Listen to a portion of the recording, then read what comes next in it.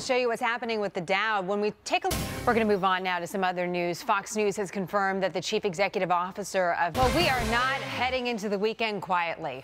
Is that right, John? It is not exactly a slow weekend before Christmas. Well, we are so glad that you're with us as we continue to cover some of these new doubts that the country can really avoid the fiscal cliff. This after House Republicans call off a vote to avoid tax hikes and spending cuts, leaving budget talks in disarray just 10 days before the deadline. Welcome to a brand new hour of Happening Now. I'm Jenna Lee. I'm John Scott, taking a live look at the Dow. And this time last week, we were just learning of the depth and horror of that shooting rampage at the Sandy Hook Elementary School in Newtown, Connecticut. Since the mass happened at any moment, as we know. That is right. So where is this storm heading next?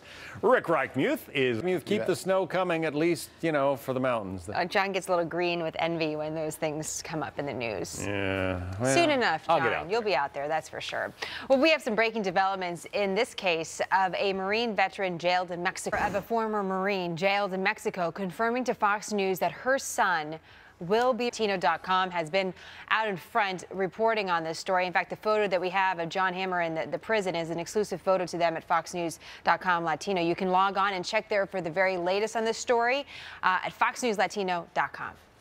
Being real estate. Yes. What's going on in the market today? I think it's not unusual that towards the end of the year we'll see an uptick in sales. There are people who, for a variety of tax planning reasons, will want to sell their property, whether it's an individual home, whether make a real profit on the sale. Sure. They will face the additional tax burden as that capital gains tax goes up. So there's a rush for them. In general, for the markets, though, is this a good thing to get some closings and to have a lot of activity at the end of the year? Does that set us up at all for the year ahead? Actually, think of it a little bit like the cash for club. 31st, the tax implications, the tax bill that you'll face is potentially lower. And so we're seeing that people might accelerate their time frame. They're selling now, but that then means that there will very likely... In housing. We had Mark Zandi on again. I keep referencing his interview with us yesterday because he said something about the year ahead that surprised us, and that he felt like it may not be too bad. And he pointed to the housing market as a reason, one of the reasons that he had some optimism about 2013. Yeah, I think so. At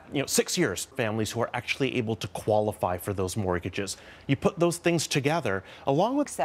Because they're the ones giving the loans or helping provide loans for, new builders and all of that. And we know that talking to the small business owners that we have over the last several months, that credit is still very tight. I think, and that's a critical thing we've got to look at, because that's really going to drive a lot of... Shannon, if you were grading the year ahead, what are you going to give it right now? Preliminary grade, a C, B minus? I'd probably give it a B minus. Okay.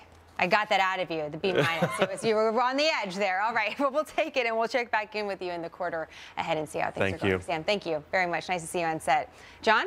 News. A news conference just wrapping up a few minutes ago in Indianapolis regarding that neighborhood explosion that damaged 90 homes. Remember this? Authorities are now calling this officially a case of murder. Central Pennsylvania, where we're just learning, according to the Associated Press, that 4 people are dead, including... I want to make sure we cover this. NATO condemning the Syria government for launching... As a research fellow at the New America Foundation, he just left Syria after spending 10 days in that country. He's joining us live from the phone from Turkey. Barack, what's your impression?